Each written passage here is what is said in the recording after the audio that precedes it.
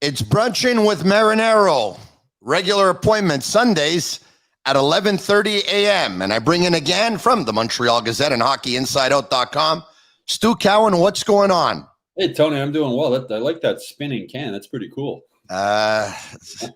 It's amazing what money can buy. It's unbelievable. Hey, who were those guys last night at the Bell Center? So a couple of days after the Canadiens were humiliated, in my opinion, their worst loss of the season, right? I think that's pretty safe to say. 6-0 to a Pittsburgh Penguins team that had lost 3 games in a row coming into the Bell Center, that was outscored 14-5 in the process, that was without Evgeny Malkin. Crosby had only been back for 3 games. He had 1 assist up until that point. And they lose by a score of 6-0. They were doubled in shots. They were destroyed. And then they come back last night, and at one point they take a 5-0 lead. And I'm like, who are these guys? And I know, Stu, a lot of people are probably saying they're back, but we've seen them have some pretty good games this season, win them. People think they're back, and then the next game they lose again. Well, who was that under Sam Montembeault's mask last night, too? I mean, I say that. I mean, good for him. I was happy to see him play as well as he did. But the first period, the Canadiens were dominated, and he kept them in the game. I mean, it could have easily been 3-1 by the end of the first period. He kept them in there, and then they seemed to feed off of that. But you're right. This team hasn't been able to win back-to-back games. They've usually come back from a win with a stinker. And, you know, they almost blew it last night. I mean, Nashville came really, really close to making it 5-4 when they pulled the goalie before Toffoli scored the empty netter. So it was just another case of how fragile this team is. You know, it was 5-0. Everything's going good. Then 5-1. The penalty killers let them down again. 5-2, 5-3. And as I mentioned, it almost became 5-4. And they held on and they won. But again, they were lucky. I should say lucky. The main reason they were in the game after the first period is because Sam Montembeault played so well. And, he had a shutout going until the third period. And then when they got 1 by him, 2 and then 3, and as I said, almost 4. So it was, I think Dominic Ducharme took a big sigh of relief when hit the empty net there.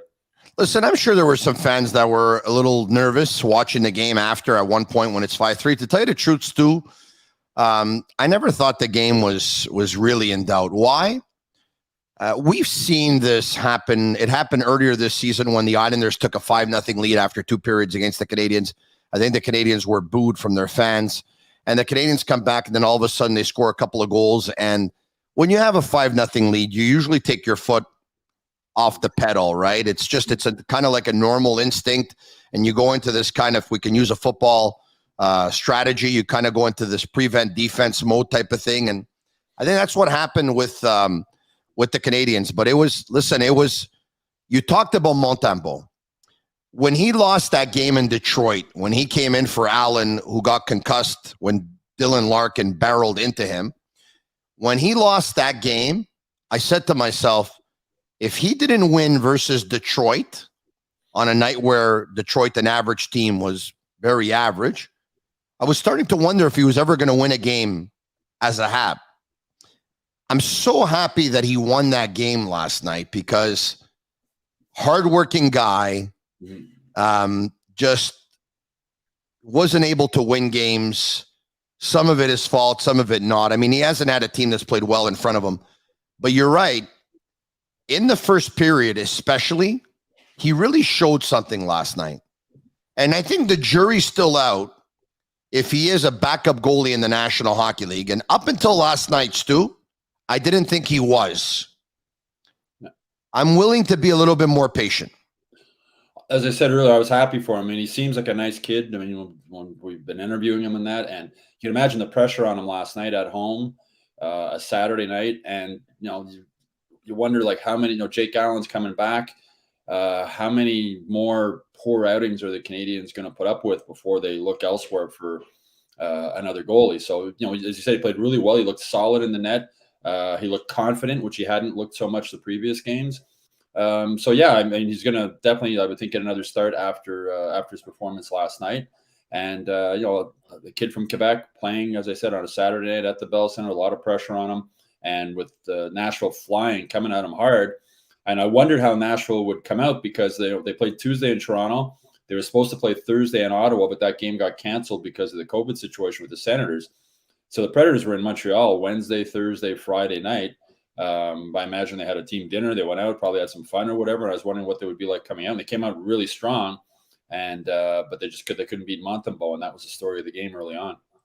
I can tell you that on Thursday night when the Canadiens played the Penguins, the Predators were at Prima Luna on Henry Bourassa and RDP, which is a favorite spot for many Montreal Canadiens players and executives. It's a fine restaurant. I've been there many, many times. Unlimited sushi on Wednesday nights, by the way, so it's not only Italian, sushi, Szechuan. It's a fantastic spot. All right. Arturi Lehkonen scored, Stu. Stu, you were worried that they were going to lose last night. Stu, the second Arturi Lehkonen scored, you knew they were going to win last night.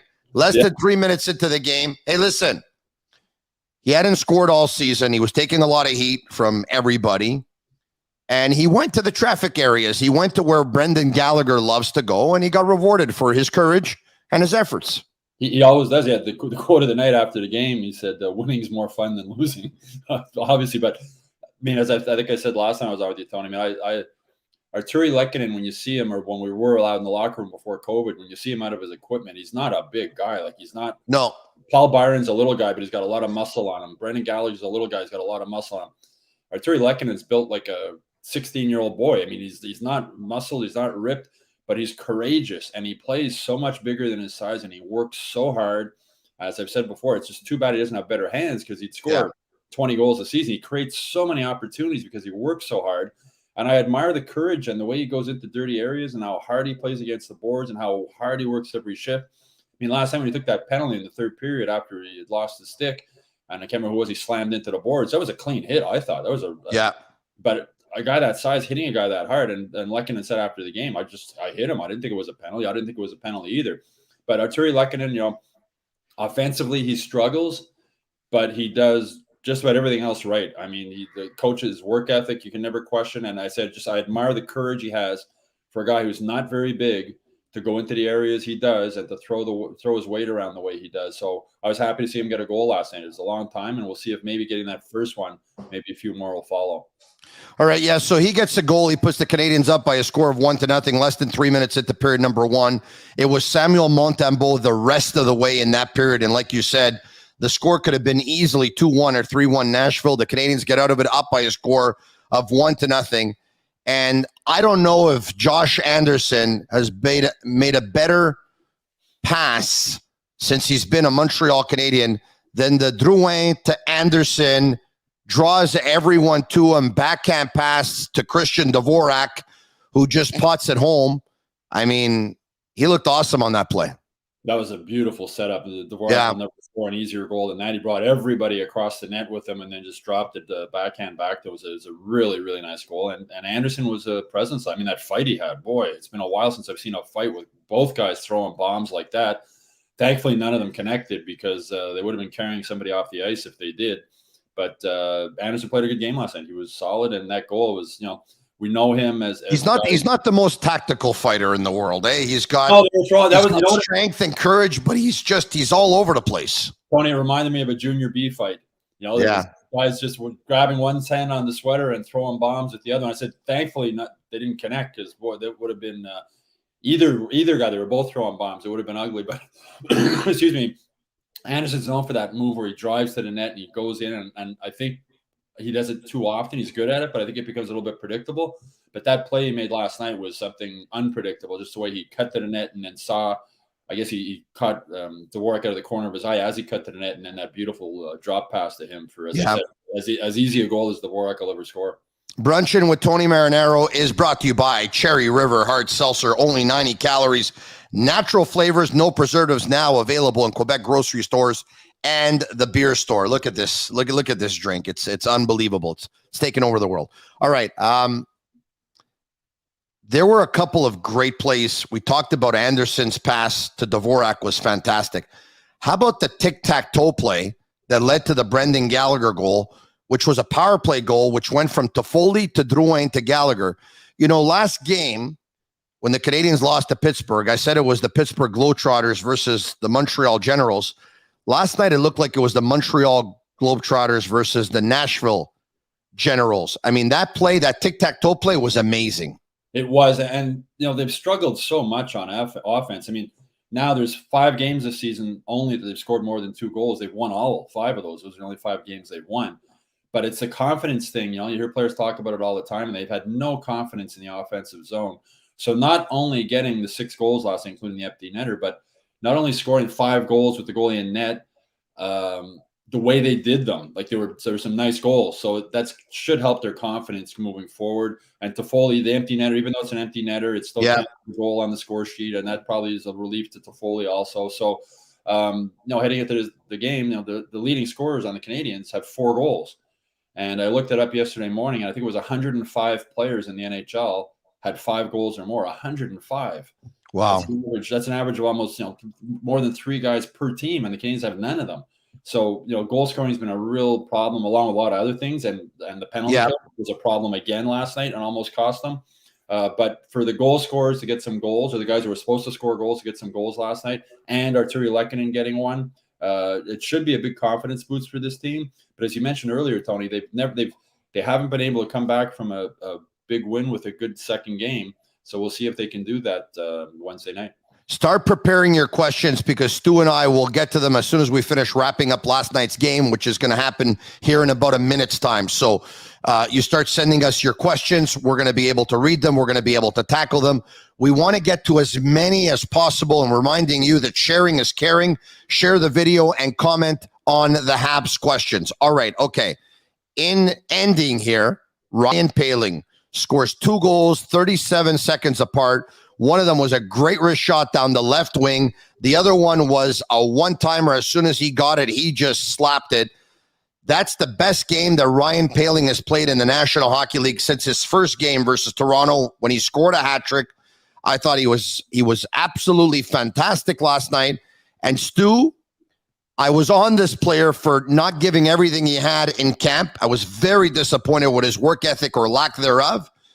Since he's been recalled, he's already shown me more than the Paquettes of this world, with all due respect to him. And he's shown me that if he's not there, he's almost there, Stu. I thought he played one of the few guys who played well against Pittsburgh, too. I thought him and Pizzetta played well on that 4th line, and I thought Yoel Armia was the weak link on that line. Excuse me. So Pizzetta was sat out last night, but I think the 11 forwards last night helped Poehling too. He got a little bit more ice time because of that. Got to play with some different players. But you're right. He's been working really hard since he's been up this time. I think he admitted that when he was sent down there a couple of years ago, that he didn't handle it well at all. He came off that first game in the NHL, 3 goals and a shootout winner. Came into training camp the next year. I was at the game in Bathurst, the preseason game, when he got nailed into the boards and suffered a concussion, which set him back. Yeah. He ended up being sent down to Laval. That probably played into it a bit, the fact he had that concussion. And kudos to Poehling. He admitted, he said, I didn't handle it well. I went down there and I sulked. And you realize these guys in the NHL, and especially a first-round pick like him, they've never been cut from a team in their life, probably in any sport. They're athletic guys. They're probably, gym class, when they pick teams, they're the first guy picked. Never been cut from anything. Yeah, and it's a shot. These guys, they have an ego and they have confidence. That's why they get to the NHL. And it's the first time that somebody told him, "You're not good enough." First time in his life that somebody said, "You're not good enough," and he didn't handle it well. And sometimes we forget that these kids are 19, 18, 19, 20 years old, and they've never been told they're not good enough. He didn't handle it well that time. Kudos to him. He's mature enough now to admit, I didn't handle it well. And he said when Cole Caulfield got sent down, he spoke with Caulfield, telling him, don't do what I did. Like, go down there, work hard, and show that you deserve to be back up there. Yeah. And he also said that he said he enjoyed playing in Laval. Like, there's nothing wrong with that. Like, hockey's supposed to be fun. And if you're not having fun, I think it's hard to play well. So he went down there. He enjoyed his time there. He worked well. Obviously wanted to get back up here. Yeah. And when he did, learning from the previous experience, he's worked his butt off. And he's really, as I said, the game against Pittsburgh, I thought he played well. Last night he played really well, and the 2 goals he scored, I mean, those were goal scorer shots. You know what? Listen, one thing that nobody's talking about, okay, I'll bring this up. JF Hull has been good for Ryan Poehling. Mm-hmm. Better than Joel Bouchard was for Ryan Poehling. Now, hear me right here. I'm not saying that JF Houle is a better coach or is doing a better job. I said JF Houle has been better for Ryan Poehling than Joel Bouchard was for Ryan Poehling and not for others. All right. So now, Poehling addressed that, though, a few days ago when he said that Joel Bouchard taught him a lot of things that he still uses in his game and he appreciates it. But he also said that JF Houle is more of a players type coach. Joel Bouchard is rough around the edges a bit, right? He's still got junior coach mentality, which might be one of the reasons he's not in, or probably is a reason why he's not in Laval anymore. Tactics that you can use in junior don't go over as well once you get up to the AHL level. Yeah. Houle, as Poehling said, is more of a players coach. And as we said, Poehling didn't handle it well when he went down. And maybe the sort of softer touch maybe from JF Houle worked well. So I think it was a good combination of Bouchard and then Houle back to back for him. And we're seeing the results of it now. Stu, before we get to Marvin's question, just a quick note to say, obviously, our best wishes go out to Montreal Canadiens general manager Marc Bergevin, who tested positive for COVID. Wishing him a speedy recovery. The good news is, based on what we're hearing, he has no symptoms whatsoever other than, obviously, the fact that his test came out positive. So, speedy recovery to him, and best wishes go out to Marc Bergevin. Marvin Matthews says, at this point, he's only interested in Caulfield, Suzuki, and Poehling. The losses don't matter to me as long as I see these players improve. Look, Stu, I think it's safe to say that probably the majority of the fan base at this point probably doesn't like their chances of coming back and making the playoffs. I think a lot of people must agree with Marvin. They want to see the young players get better, Stu. I agree. And hi to Marvin. I know who Marvin is, a South Shore guy. Grew up in is that right? Yeah. Park, and now he's living out west. But I wrote a column last week, I guess it was, saying that the playoffs, they're not going to make the playoffs. I mean, you don't come back from this kind of a start. They need to win like 48 or something of their last games to get into the playoffs. Well, Stu, some people will say St. Louis did. Why can't the Canadiens? Yeah, St. Louis. So at that point, when they were the worst team in the NHL, they had like a 500 record, or pretty close to it. The Canadiens have a long way to go to get even back to that. They're bottom of the barrel right now. I mean, they play the games. Can they? Does anybody think the Canadiens are going to win 8 games in a row? I don't think so. It would take a run like that to get them back into it. But I agree. If you're gonna lose, play your young guys and look at how well Romanov has played the last little while. They sat him out that one game as a healthy scratch. They put him in. He's played really well. I just hope that if he has a bad game coming up where he makes 2 or 3 mistakes, they don't sit him again for 3 games. Yeah. Let him build that confidence. It's hard enough to play in the NHL in any circumstance. But when you're playing, especially as a defenseman, that every mistake you make, you think you're going to be a healthy scratch, you're going to be sent down to Laval. It just weighs on you even more. And Victor Mete spoke about that after he went to Ottawa. So for these young guys, play them. And last night we saw a couple of shifts where Poehling was out with Caulfield. Yeah. These guys are your future. And as I wrote, the rest of the season to me should be a training camp for next season. A long training camp for next season and the future. If you think Poehling and Caulfield can play together maybe in the future, play them together for 2 or 3 games and see how it works. It's that, if you lose, you lose. And we've talked about this before, teams don't tank. But when you play a lot of your kids, your chances of losing are higher than when you play veterans. You can play more safe, but allow the kids to not just play safe. Dominic Ducharme spoke about it. Guys don't advance in the NHL when they're clinging by their fingertips to try and keep their when they're scared. They don't. And we've seen that in Montreal over and over and over again with the young players that have played that, clinging by their fingernails, and then they slip off and they never let them play and let them make mistakes and teach them. That's where the code, that's why I keep saying Jeff Molson should come out and say something along those lines. Of course. It's long overdue. We're firing Dominic Ducharme because we think he's a great teaching coach. Remove the pressure from him that he has to win games to save his job, because he's trying to save his job. Coaches want to win. Of course. He wants to win the game. Of course. Take that pressure off him and tell the fans, we're using this as a development season. We're not firing Dominic Ducharme because we think he's a really good coach dealing with young players. He's coaching. Yeah. He doesn't want to do that because he thinks it's going to affect ticket sales by telling everyone we're using it as a development season.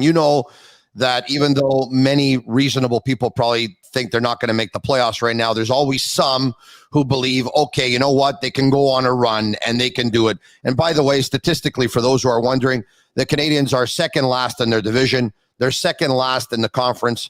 and they have the third worst winning percentage in the National Hockey League. Arizona's worst, Seattle's the second worst, and then it's Montreal. And the number that really hurts for Montreal, besides the fact that, you know, they only got 5 wins and they only have 12 points, is 20. They've played 20 games. Only the Detroit Red Wings have played 20 games. There's a bunch of teams that have played 14, 15, 16, 17, and 18. The Canadiens have played 20. Here's a question from Ethan Bondi.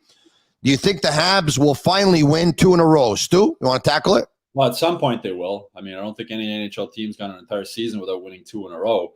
The bigger question is, will they win 4 or 5 in a row? And I don't think this team can, with the way they've been playing and the lack of confidence they have, and the penalty kill. Stu, I bet you they will at one point. When the pressure's off, they're mathematically eliminated. It's the final month of the season. I bet you the Canadiens will win 4 or 5 games in a row, and it'll be just good enough to actually make them finish 10th last in the league, and then they'll probably end up with a terrible pick. Yeah, it's hard to win, though, when your penalty killers are giving up goals the way they are. You know, it's hard to win hockey games. You're giving up, 2 power play goals last night by Nashville, and the goaltending's been shaky, the defense has been shaky. There's been, and the thing that was interesting yesterday is when Ducharme went with the 11 forwards and 7 defense, and it really seemed to work. And it'd be interesting to see if he continues to do that. I love it, by the way, and I always have, because it enables you to reward your forwards who are playing well. Double shift your best players. In the words of my friend Peter in Côte St. Luc, double shift your best players. Rod Tadlock says, is Norlinder here to stay? I don't think so. He had a really bad giveaway last night at the blue line. And the game seems to be happening too quick for him at the NHL. He's not ready. And to go from the big rink in Sweden and come here, and then he was hurt, and he played the 3 games in Laval. The first game, I thought he looked calm and he looked good on the ice. Last night, he looked lost. He looked like the game was too quick for him. He looked like he was struggling. He was getting hit on plays where he shouldn't get hit, where he should have been able to get rid of the puck quick and avoid the hit. Watching him last night, he's not ready. Send him back to school and let him play. That's exactly where he's going to go. Stu, sharing is caring, and we ask everyone to share this video and comment with your Habs questions. Jean-Michel Methot, who is 100% gone at the deadline? All depends on what the direction is, right? Yeah, that's what's very important. But Ben Sherratt's contract is up at the end of the year. You either keep him and re-sign him, or you trade him. And I would say Sherratt is obviously going to be a player that will interest a lot of teams, thinking that they're a depth defenseman away or a 4th defenseman away from making a cup run. So right now, you're asking me today, I'll guess Sherratt. Stu?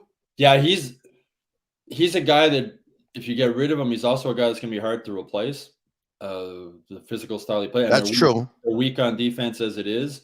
You could always trade him and sign him back in July, Stu. You could. And Sherratt, you got to remember, Sherratt wanted to come here. He signed here as a free agent. He wanted to play in Montreal. He wanted to play close to his family. I believe his family's from Hamilton. He wanted to play in the Bell Center. He wanted so many guys who don't want to come here. Here's a guy who wanted to come here. He wanted to be in the spotlight. He wanted to handle the pressure. He's handled it very well. Excuse me. For me, if I'm Marc Bergevin, the guy I'm trying to get traded is Joel Armia. I've seen enough of Joel Armia now. Me too. And I watch him in practice every day, and he's so talented. He's got everything, but he just can't put it together. And it's reached the point now. Okay, he is who he is. If everyone's healthy, Armia ends up on your 4th line. You can't pay a guy on your 4th line $3.4 million. You just can't. I just mentioned, if it was me, I would have sat Armia last night and played Pizzetta, because I thought Pizzetta and Poehling against Pittsburgh were 2 of the better players on the ice. Yeah. But it's hard to do that when your GM just signed this guy to a contract. And of course. Factor into it. But personally, I've seen enough of Joel Armia now. I mean, last night he had a great scoring chance again. He missed. I've seen enough. It's time to move on. Maybe I'm okay if he misses the net every now and then, but you got a big body. Use it every now and then. It looks like he's playing out the season and going through the motions, and I hate when that happens. More questions. You can send them to us. Eric Diorio, is Ducharme going to put Drouin back at center? It's an option, and Drouin was asked about it yesterday morning, and he said, it's possible you can go back there, but I don't think Ducharme wants to do that. I think the only way he'll do that is if it's injuries come in and he doesn't really have another option.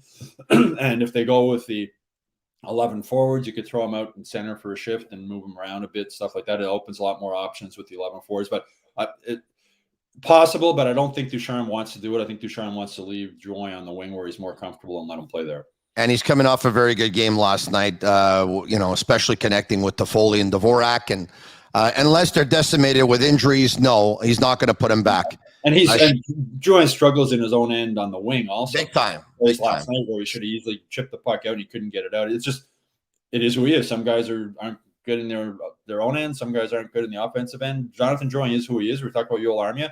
The defensive zone, I think you want to limit his responsibilities in the defensive zone and have him focus on the other two zones of the ice. Don Meloche, Tony, why wait to start the rebuild? Fire Mark Bergevin and let's go. Stu, as much as I've been clamoring for a rebuild since 2009, and I didn't look good last year in the playoffs, looked like I was wrong, and then this year starts and I might be right again. But I just count me among those who just has a feeling that Jeff Molson will never go with a full rebuild. I don't see it. I think the boos really bother him. I think the losses really bother him.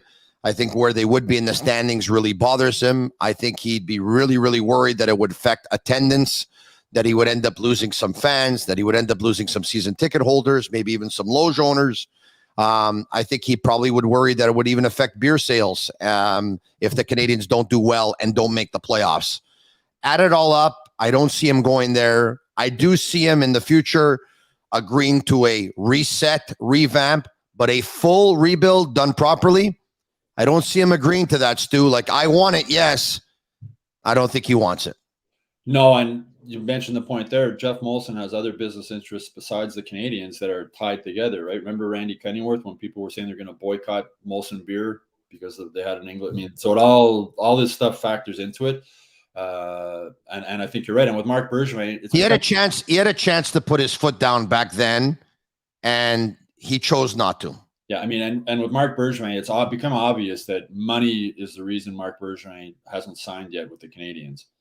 I guess he must feel that Jeff Molson lowballed him after the team went to the Stanley Cup final. Marc Bergevin's leverage in negotiations isn't what it was before the season started. Unfortunately not. So it's a case of, is Jeff Molson going to pay Marc Bergevin what he wants to keep him?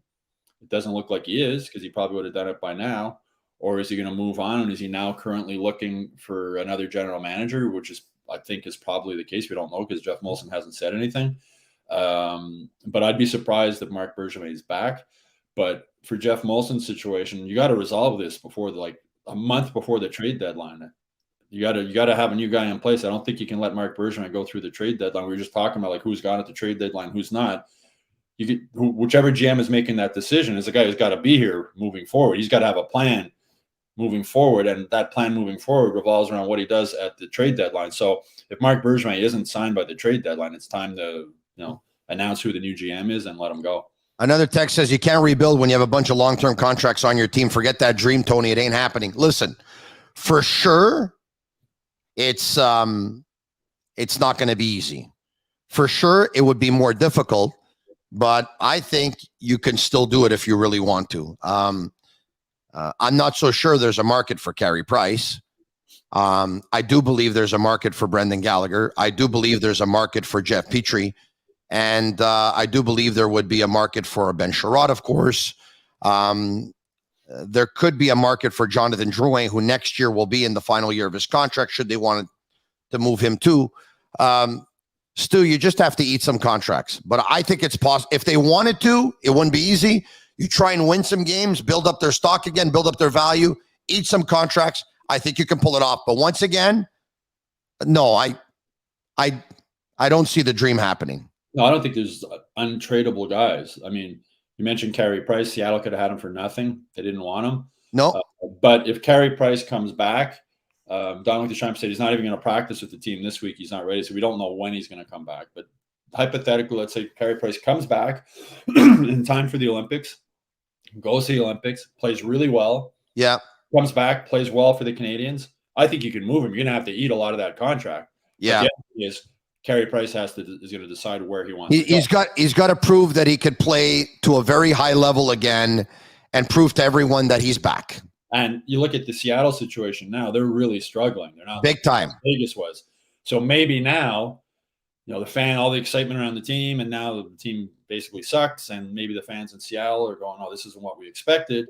And if you want to bring a big name in to create some excitement, and you get Carey Price at half his salary, let's say, with the Canadians eating half of it, that's probably not a bad hockey move or a business move for a team. And again, Price has that no movement clause. He's already waived it because he obviously would want to go to Seattle. I think he did want to go to Seattle, and I think his family wanted to go to Seattle.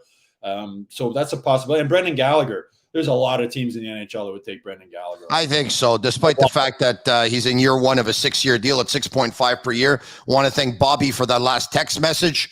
Now it's Tom. I wish they put everyone in the minors this year, including Suzuki. Best your bench player, go for a number 1 pick, fight to be bad, and next year go for the playoffs again. How likely is this? It's not likely, especially if you want Suzuki in the American Hockey. They're not sending Suzuki to the American Hockey League. I understand what you're trying to do. You're trying to ice the worst team possible. That's what the texter wants to do, so they can try and get a best chance at the number 1 pick.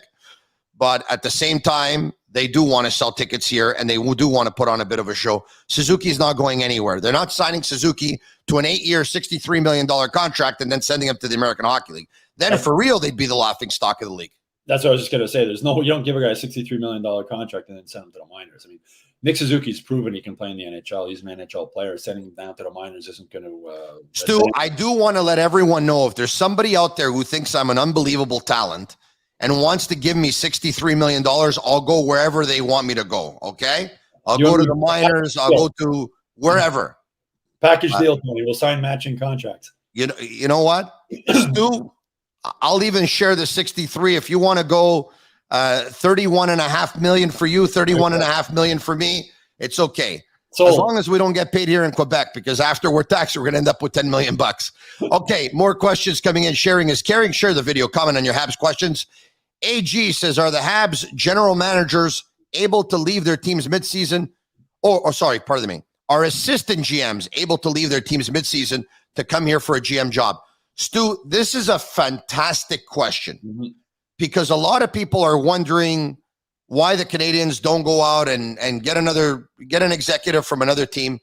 It's very uncommon for teams to let high-ranking executives, assistant general managers, scouts go during a season to join another team because of all the intel they have with their team's current situation and everything that's going on around the league. It's happened before, but it's very uncommon.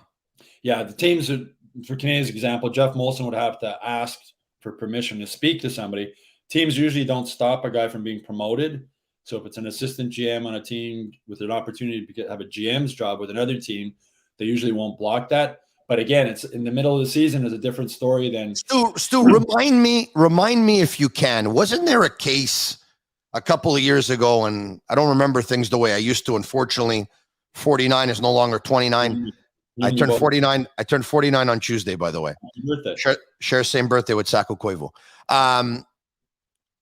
Wasn't there an executive that moved from one team to another team a couple of years ago, and it was granted, but that executive could not be part of that team's draft? Yes, there was, and I'm trying to remember who it was. There was. I can't remember who it was, but it was. He could not sit at the draft table for that team at the draft, and I'm like you. I'm older than you. I'm 58, so I can't remember what the name was. Was it Dudley leaving Montreal to go to Carolina or something? It might have been. It might have been because I remember he wasn't allowed to be at the draft table for the draft because he had all the information from the previous teams. Yeah. I don't remember if it was Dudley, but it may have been. If not, but it's happened before. I think that's a fantastic question, by the way. It is uncommon. Most executives are let go at the end of the season, but it does happen during the season. As Stu said, you have to ask for permission and stuff. One of the candidates, and I brought him up before also, is Matthew Darsh because of the language factor. Yes. To play, and I think he's director of player personnel or assistant GM. I can't remember what exactly his title is under Julian Breeze. He's basically the assistant general manager, but I think his title is the director of player personnel. Well, I spoke with before COVID when we were in Tampa. I sat down and had a long conversation with Matthew Darsh, and he basically said that he follows everything that Julien Brisebois does, he's with them. Everything. Darsh's main focus at this point has been the salary cap, but he says Brisebois includes him in everything. Everything Brisebois does, Matthew Darche is his right-hand man. So we were talking about permission. 2 Montreal guys. Julien Brisebois worked for the Canadiens before. If it was an opportunity for Matthew Darche to become general manager of the Canadiens, obviously a dream job for a Quebec guy. I don't think Julien Brisebois would stand in the way of that. They're great friends. They have the McGill connection. There's all kinds of different things there. But would he be willing to do that during a season, or would they want to wait until after the season's over and after the draft is over and etc.? But again, in that particular situation, I'd be very surprised if Tampa Bay stood in the way of Darche coming back home, if that was the route that Jeff Molson decided to take. Renault says, bring up your 6 best guys from Laval and sit or trade Petrie, Gallagher, Armia, and David Savard. No, that's not going to happen.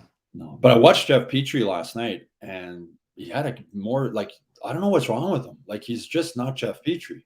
No. And he spoke yesterday about, Joel. I think that short turnaround really hurt him. The going to the final that everyone talks about, and you have 4 weeks less or a month less recovery than everyone else to recharge the batteries.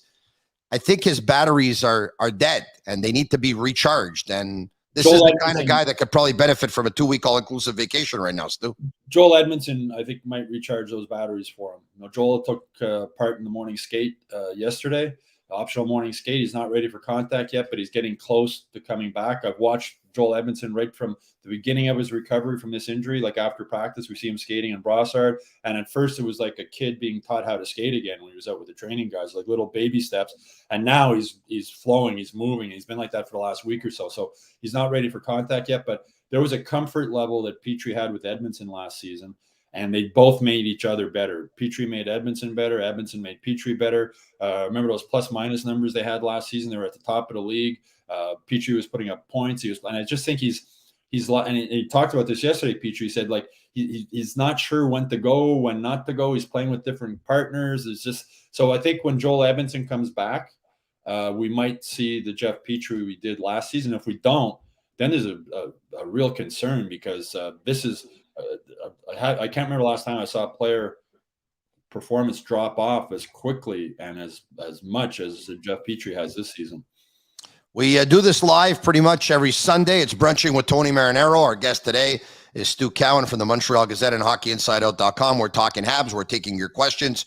We're live on Facebook as we speak, and subscribe to our YouTube channel. Don't worry, it's absolutely free, which is the beauty of subscribing to the Sick Podcast YouTube channel. That's the beauty. The other beauty is every time an ad plays while I'm doing a podcast, I get paid. It's a beautiful thing. Bonne fête, Tony. The years have been kind. You don't look a day over 35. Thank you very much. It'll be my birthday. It's pas de bonne fête en retard, Jean-Michel Méthode. It's going to be my birthday this Tuesday. As a matter of fact, November 23rd. Thank you. I appreciate that. You're Italian guys, eh, Tony? Yeah, I appreciate that.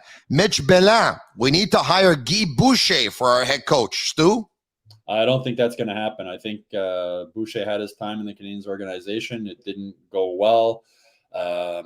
We were talking about Joel Bouchard being a little rough around the edges at the AHL. I think that Bouchard was a little rough around the edges at the NHL level, which is Boucher, you mean, yeah. Boucher, which is one of the reasons he's not coaching the NHL now, and instead he's on l'antichambre. But I mean, it'll be tough for him to get. He has to be a candidate with the language factor. Of course, so many bilingual qualified coaches out there, and he has NHL experience, so he'd be a candidate. But I think the opportunity that he had to become coach of the Canadiens, and remember when he was coaching the farm team, he was considered the coach of the future, the same way that Dominic Ducharme when he was there was, and it just didn't work out. So, but this is a team that brought Michel Therrien back twice and Claude Julien back twice. So, well, because of the prerequisites that are, obviously, he's always going to be in the mix anytime there's going to be a coaching change. I know Guy, obviously, once a coach, always a coach, and Guy, obviously, you would think would want to get back to coaching in the National Hockey League. My gut tells me that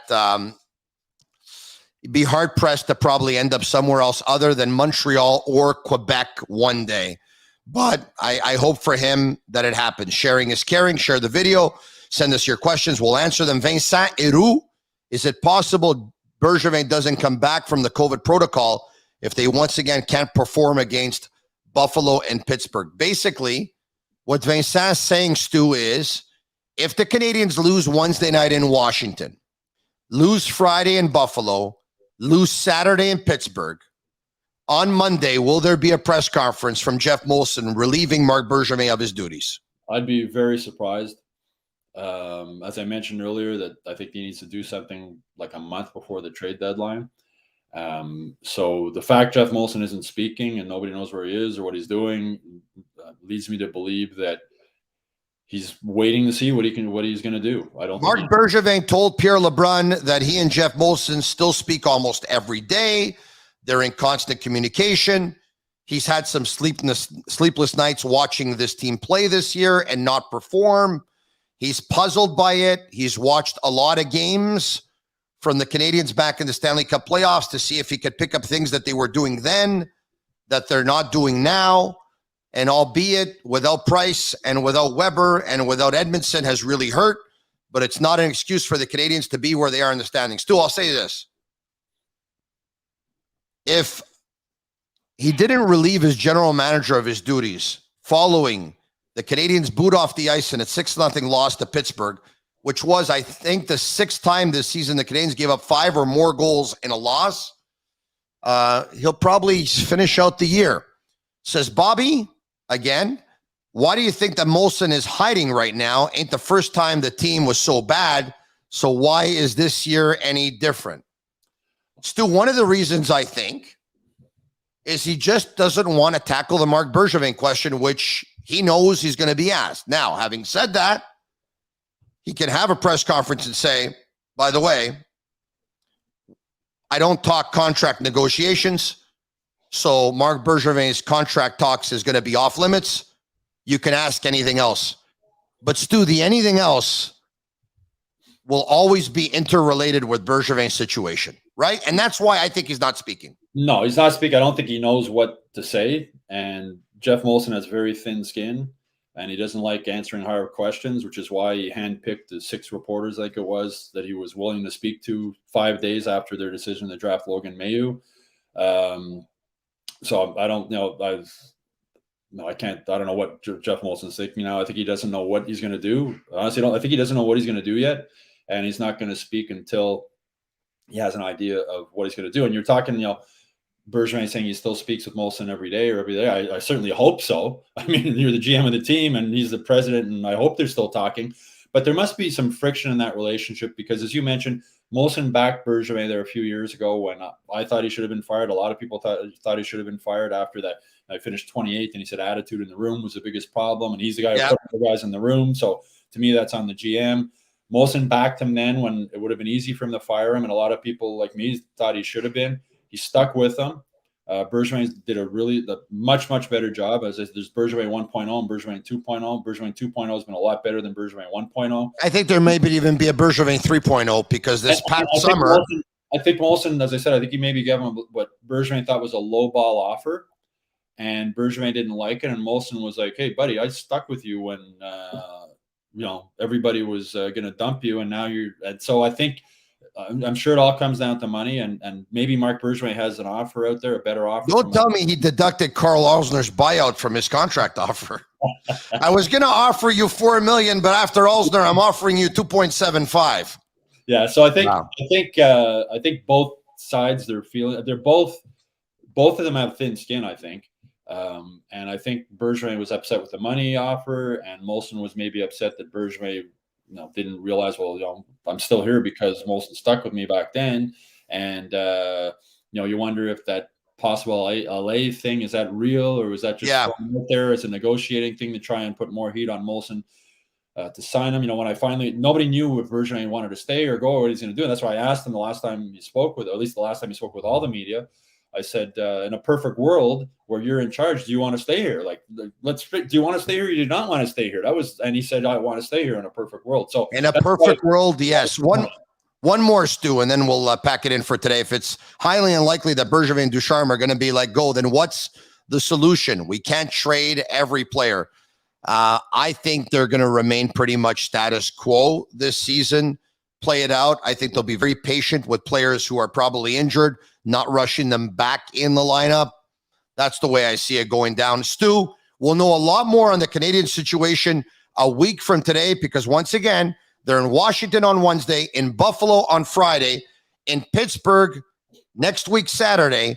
Will you join me again on Sunday, November 28th? Same place, same time? Sounds good. Let's do it then. All right. Have a great Sunday, everyone. Enjoy your football. Enjoy your sports. Hopefully enjoy your Habs this week. It's the Sick Podcast, presented by Cherry River Hard Seltzer.